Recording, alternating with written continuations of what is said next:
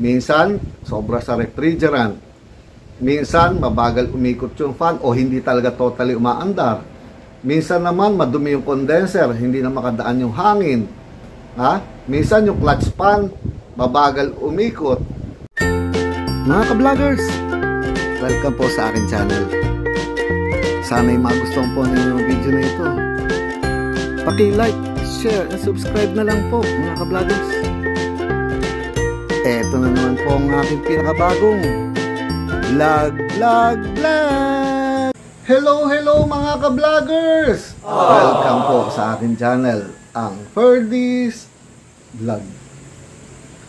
Mga ka-vloggers, gusto ko na naman pong i-share sa inyo ang isa pang comment na lagi, paulit-ulit na lang kung ilang beses ko na po na sinagot to. At napakahirap nga po dahil laging na-experience ng mga ka-vloggers natin yan ngayong summer, no? So ang lagi nilang sinasabi, marami na po yun mga ka-vloggers, napakarami na. Baka sa mga nanonood guys, isa po kayo dyan, ganito ang sinasabi nila, yung aircon daw nila malamig naman pag start nila sa umaga, pupunta sila sa trabaho, napakalamig. Tsaka sa gabi, pag pauwi sila, napakalamig din.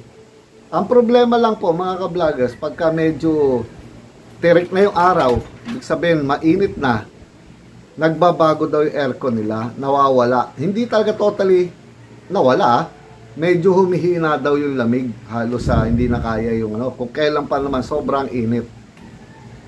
So mga ka-vloggers, siyempre karamihan sa mga nagko-comment sa atin ng ganyan, hindi technician.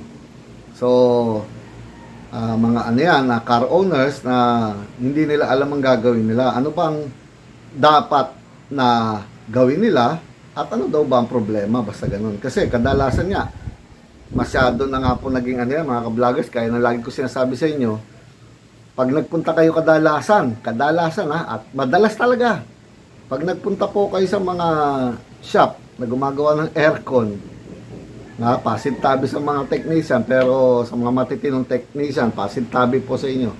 Pero mas marami na po ngayon yung talamak mga tawag nila budol. Na pagpunta ninyo sa mga shop, titignan kagad, sasabihin nila sa inyo, compressor.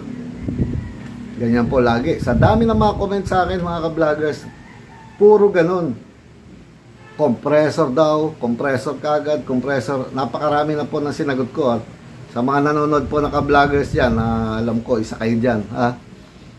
Lagi, pagpunta daw sa shop, meron lang konting tumutunog, compressor, sira na po. Pero ang lamig daw ng aircon, nag-automatic pa. Bakit ganun? Di ko nga maintindihan mga ka-vloggers. Bakit naging talamak yung ganyan? May kwento nga ako sa isang vlog ko ng mga nauna pa. Siguro, isang taon na mahigit yun. Sa inyo, di ba? Nag-vlog ako na dito mismo sa Olonga po, maraming ganyan na kinukwento na lang sa akin ng mga customer na nagpapagawa. Pag parada nila, wala pang gauge. Racket Yung isang tao, ilalim daw. Kahit may cover may cover sa ilalim. Yung isa, bubuksan yung hood. Tingin, sir, compressor, nag-uunahan pa sila. Sir, compressor po, sira. Walang gauge. Compressor kagad, masyado ng racket yan mga ka-vloggers Kung meron dito, taga dito sa amin na nakanonood at kayo yun, sana bago-baguhin na po nyo yung style na yan at mahirap na po ang buhay. Kawawa yung mga kapwa natin na nabubudol ninyo. Baka bumalik po sa inyo yan. Sabi nga nila yung karma. Bahala kayo. So ganito mga ka-vloggers baguhin na po ninyo yung racket ninyo. Hindi maganda yan. So ito mga ka-vloggers, bibigyan ko na lang ng konting tip tong mga ka-vlogger natin na humihingi lagi ng tulong sa ganyan. Ano daw bang gagawin nila? Ano daw ba ang sira pagka gano'n na pagka umaga at gabi malamig? Sa tanghalian tapat, mainit. Ito, mga simpleng na tip, technique, mga ka-vloggers dyan, mga car owners na walang gauge, walang kaalaman sa aircon, Ito. Pag nangyari po sa inyo yun,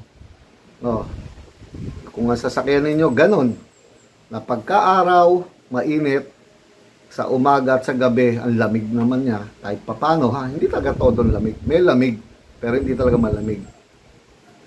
Ang gawin po ninyo, mga ka-vloggers ha, buksan ninyo, habang maandar yung makina, naka-on yung aircon, buksan po ninyo yung inyong hood, no?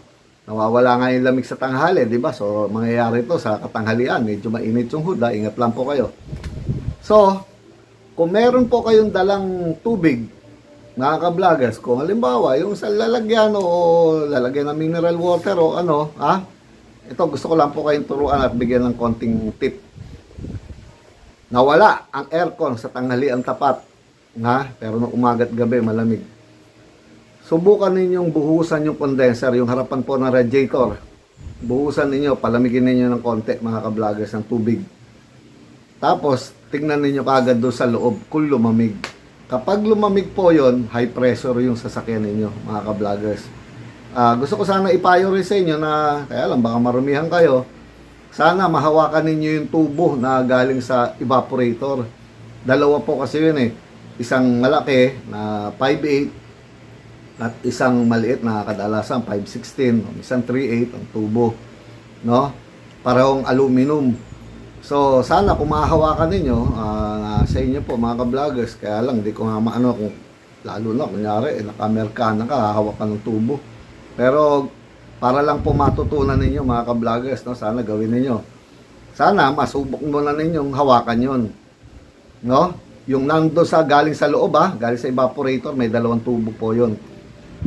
So, pagka nahawakan ninyo, halimbawa yung suction, yung malaki, suction po tawag doon.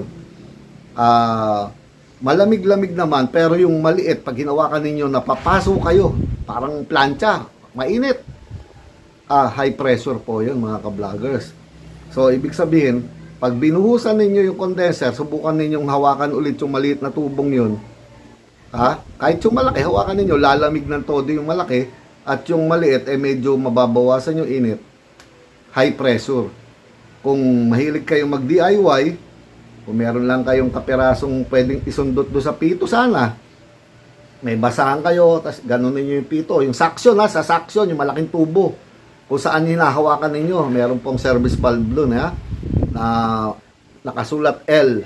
Maliit lang po yung takip nun. Huwag yung gahawakan yung galing, yung papunta dito sa condenser sa harapan, huwag kayo pupunta ro, masyadong mainit yun at mataas ang pressure. Yung dito lang kayo sa malamig, pwede nyong i-release ng konti habang may basahan kayo. I-fill ninyo. Pagka nabasahan ninyo, ulitin ko, pag binasahan ninyo yung condenser at nabawasan yung init doon at lumamig ng todo sa loob, high pressure kayo, sobra kayo minsan sa refrigerant, mga ka-vloggers. Pag sobra sa refrigerant, mangyayari yon.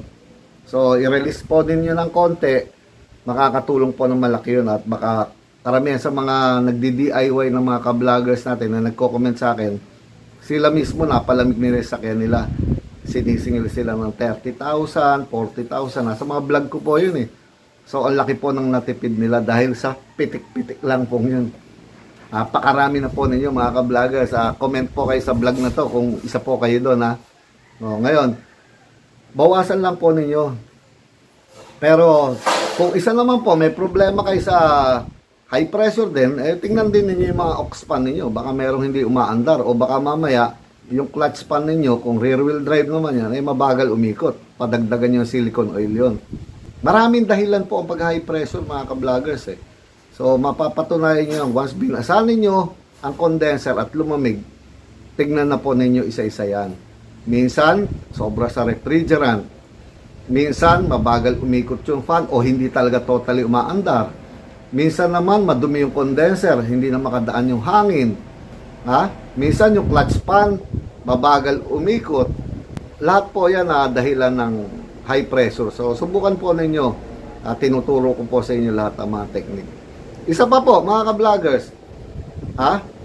Kung halimbawa naman, nawawala nga ang lamig sa tanghalian tapat. Ito, pangalawa na to Yung isa, high pressure. Ito isa. Subukan din ninyong hawakan yung tubo. Pagka nahawakan ninyo na hindi naman mainit yung hotline na sinasabi ko. At hindi rin kalamigan tong suction. Pero sa umaga o gabi, malamig-lamig naman yung suction. kulang po kayo sa refrigerant. Pag binuhusan ninyo yung harapan, makikita ninyo hindi rin lalamig sa loob yun. At kung merong sight glass yun, makikita ninyo puting-puting-puti, all white, hindi yung slight bubble. Kailangan naman po doon magpakarga kayo ng refrigerant. Padagdag lang kayo ng konti, lalamig na po yun. At mas maganda nga sana kung patingnan ninyo yung leak, kung may nagbabasa sa labas. Ngayon, kung walang nakikita nagbabasa sa labas, gusto ninyong padagdagan muna para obserbahan, pwede naman po yun. Pero wag lang na kinargahan ilang araw lang, wala na naman yung refrigerant, malakas po yung leak doon, masama na yung mga ka-vloggers. Baka evaporator na yon at nasisinghot, naamoy ninyo, masama po yun. So, paano po mga ka-vloggers, sana sa konting vlog na to, sa maiksing vlog na to, ay may natutunan na naman po kayo galing sa inyong lingkod. Ano pa po ba sasabihin ko mga ka-vloggers? Eto na naman po ang pinakabagong edition ng aking vlog. Paalam mga ka-vloggers. Paalam po. Ingat po kayo.